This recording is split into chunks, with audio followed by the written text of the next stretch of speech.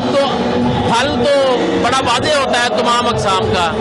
ہم زیادہ اقسام کو پتوں سے اور پودے کی شکل سے پہچان لیتے ہیں. تو پتے کو رگڑ کے اس کی اسمیل سے, پتے کی شکل سے, پودے کی شکل سے ہم قسم کو پہچان لیتے ہیں کہ یہ کون سی قسم ہے. میں آپ کے پہلے سوال کا ہی جواب دیتا ہوں. اس میں کوئی شک نہیں کہ اتنے وسیع پیمانے پہ آم کے باغات کاٹنا, ریسرچ اسٹیشن پہ 200 سے زیادہ اقسام. گروورز کو خاص طور پہ یہ کہوں گا آپ اقسام پہ نہ جائیں, آپ صرف 8-10 وہی قسمیں کاشت کریں جن کی مارکیٹ میں ویلیو ہے. نہیں, شوگر کے پیشنٹ کے لیے آم کوئی سجیسٹ نہیں کیا جاتا. اگر کم میٹھے آم جو ہیں وہ شوگر کے پیشنٹ, تو ان میں سے بہت سی قسمیں ایسی ہیں جو ایکسپورٹ ہونے والی ہیں, جو دنیا بھر میں مقبول ہیں.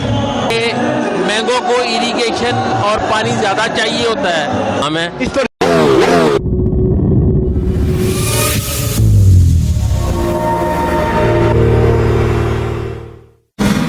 السلام علیکم ناظرین, جیسے بھی محمد عفان علی اور آپ دیکھ رہے ہیں ماؤ ٹی وی. ہمارے ساتھ جو آج کی بہترین خوبصورت اور کریمی پرسنالٹی ہیں, آپ ڈائریکٹر ہیں مینگو ریسرچ انسٹیٹیوٹ کے, محترم عبدالغفار صاحب. سر کیا حال ہے آپ؟ پاکستان کا جو مینگو ہے یہ 6 نمبر پہ پوری دنیا میں, کیا ہم 6 نمبر سے اوپر جا سکتے ہیں؟ جی بالکل. جو ورائٹیز یہاں پہ ڈسپلیس کی ہوئی ہیں ان کو اگر ہم دیکھیں تو ان میں سے بہت سی قسمیں ایسی ہیں جو ایکسپورٹ ہونے والی ہیں, جو دنیا بھر میں مقبول ہیں اور یہاں سے یہ بڑھ بھی رہی ہے اور ان کا ایریا بھی زیادہ ہو رہا ہے. اور یہ اسٹال میں ہم نے ان کو بیسک پوزیشن دی ہے کہ جو بھی گروور آئیں ان ورائٹیز کو دیکھیں. ان میں سے کچھ ٹریڈیشنل ہیں, کچھ نئی ورائٹیز ہیں کہ یہ وہ قسمیں ہیں جو ہمیں لگانی چاہیے. یہ ہم لگائیں گے چونکہ یہ دنیا بھر میں بہت زیادہ مقبول ہیں, تو ان کی ایکسپورٹ زیادہ ہوگی, اس سے ارننگ زیادہ ہوگی اور اس سے اس کا ایریا بھی بڑھے گا, پروڈکشن بھی بڑھے گی اور گروور کی انکم بھی بڑھے گی. آپ علمی تحقیقی شخصیت ہیں اور ایک بہت بڑے باغبان بھی ہیں ماشاءاللہ. پاکستان میں آپ کا بڑا نام ہے. پاکستان میں مینگو کے حوالے سے ہمارے باغبانوں کو کس قسم کے چیلنجز ہیں جو پیش آ رہے ہیں؟ مینگو کے حوالے سے 2-3 بڑے چیلنجز ہیں کہ جن کو اگر حکومتی سطح پہ سرپرستی ملے تو یہ ان کی پیداوار, ان کی کوالٹی, ان کی ایکسپورٹ بہت بہتر ہو سکتی ہے. ان میں سب سے پہلا تو یہ ہے کہ مینگو کو ایریگیشن اور پانی زیادہ چاہیے ہوتا ہے, لیکن بجلی بھی بہت شارٹ فال بھی ہے اور مہنگی بھی ہے. نہری پانی بہت کم ہوتا جا رہا ہے. ایک تو گورنمنٹ کو یہ چاہیے کہ میں آپ کو والوں کو اسپیشل کوئی ایسا پیکیج دے جس سے باغات کا پانی پورا کر سکے. اور دوسرا کچھ انٹرونشنز ہیں, کچھ فارم کا انفراسٹرکچر ہے جن کے لیے زیادہ پیسہ چاہیے ہوتا ہے, تو گورنمنٹ کو چاہیے کہ ان میں سبسڈی دے کے ان چیزوں کی فارم کے اوپر ان چیزوں کو انشور کروا دے تاکہ وہاں سے ایکسپورٹ بڑھے. جیسے ایکسپورٹ بڑھے گی تو پھر مینگو سیکٹر اٹھے گا.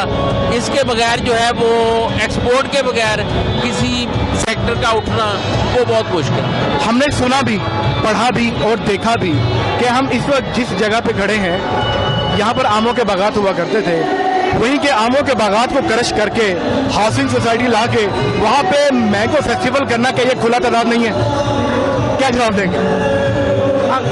نہیں, اس میں کوئی شک نہیں کہ اتنے وسیع پیمانے. میں اپنا سوال اس طرح سے کر لیتا ہوں کہ زرعی رقبہ, پاکستان کا زرعی رقبہ ختم ہو رہا ہے بڑی تیزی سے اور ہاؤسنگ سوسائٹیاں بن رہی ہیں. میں آپ کے پہلے سوال کا ہی جواب دیتا ہوں. اس میں کوئی شک نہیں کہ اتنے وسیع پیمانے پہ آم کے باغات کاٹنا یہ حکومتی سطح پہ بھی اور عوامی سطح پہ بھی ملتان کے لیے بھی کوئی اثر قدم نہیں ہے.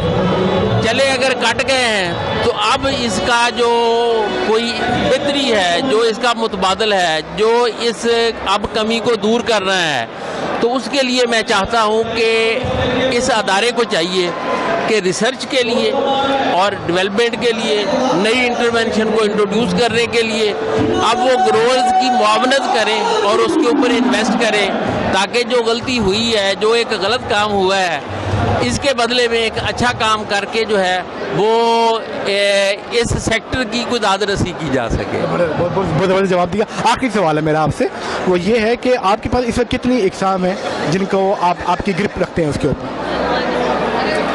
वैसे हमारे पास रिसर्च स्टेशन पे 200 से ज़्यादा अक़साम हैं। इस तो रिसेप्शन पे कितनी है? 230-35 किस्में हैं। यहाँ पे हम 100 के करीब किस्में हैं जो बेहतर किस्में लेके आए हैं। लेकिन आप किस्मों पे, मैं ग्रोअर्स को ख़ास तौर पे ये कहूँगा, आप अक़साम पे ना जाएं।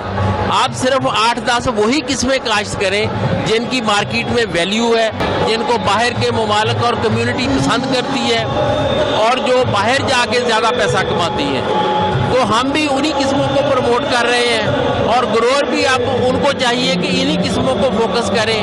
ये मुस्तकबिल में आम के बागात से ज़्यादा आमदन लेने का वाहिद तरीका है। इतने सारे, मुझे या आम लोगों को 5 नाम आते होंगे, 10 नाम आते होंगे, इतने सारे नामों को याद रखना, उनको उनके रंग, उनके साइज से पहचानना, ये जो इल्म अल्लाह ताला ने दिया है, तो ये कैसे इनकी पहचान रखी जाती है कि ये आम है और इस आम का ये नाम है? वैसे ये एक इंतहाई मुश्किल काम है। आमों के नाम याद रखना ये ओवरनाइट नहीं होता। ये फेक तो नहीं है? नहीं, जिन लोगों ने आम के साथ अपनी जिंदगी गुजारी है वो इनको पहचान भी सकते हैं और इनको जो है वो इनको बेहतर भी कर सकते हैं। मैं आपको एक छोटी सी बात बताता हूँ कि आप तो फल तो बड़ा वाज़ेह होता है तमाम अक़साम का। हम ज़्यादा अक़साम को पत्तों से और पौधे की शक्ल से पहचान लेते हैं। पत्तों से भी? जी जी, हमने ज़िंदगी का एक हिस्सा आम के साथ गुजारा है, तो पत्ते को रगड़ के इसकी स्मेल से, पत्ते की शक्ल से, पौधे की शक्ल से हम किस्म को पहचान लेते हैं कि ये कौन सी किस्म है। फल तो फिर एक वो चीज़ है जिसको देख के हर बंदा बता सकता है ये कौन सी किस्म है। इन बहुत सारे आमों को देख के बेख्तियार मुंह से निकलता है सुभान अल्लाह, ये अल्लाह ताला ने क्या कुछ नेमतों से नवाजा हुआ इंसान। इसमें कोई शक नहीं है। बहुत सी किस्में हैं, एक से एक बढ़कर है। छोटे छोटे आम भी हैं, बड़े बड़े आम भी हैं, बहुत मीठे आम भी हैं, कम मीठे आम भी हैं, पीले आम भी हैं, सब्ज़ आम भी हैं, जर्द आम भी हैं, सुर्ख आम भी है। और ये इतनी किस्में। शुगर फ्री पेशेंट्स के लिए कौन सी है आपके पास? नहीं, शुगर के पेशेंट के लिए आम कोई सजेस्ट नहीं किया जाता। सेंसेशन। अगर कम मीठे आम जो हैं वो शुगर के पेशेंट खा सकते हैं। बहुत शुक्रिया।